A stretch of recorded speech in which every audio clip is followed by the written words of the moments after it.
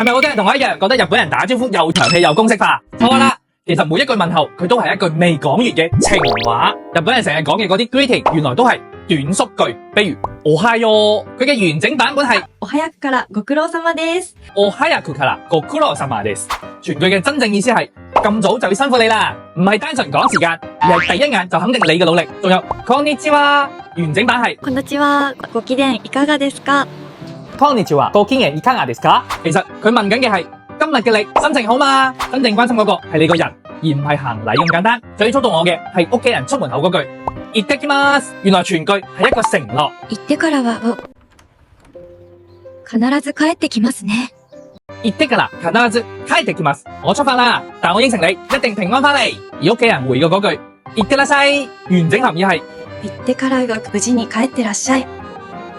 行ってから無事に帰ってらっしゃい，佢係祈禱緊去啦。既然一定要去，就一定要平安返嚟。原來日本文化嘅核心係將對方放喺自己嘅前面。下次去日本，試下帶住呢份心意聽同埋講呢幾句說話嘅時候，你會發現成個世界都溫柔晒。Follow Benny，下期再同你分享更多日語小驚喜。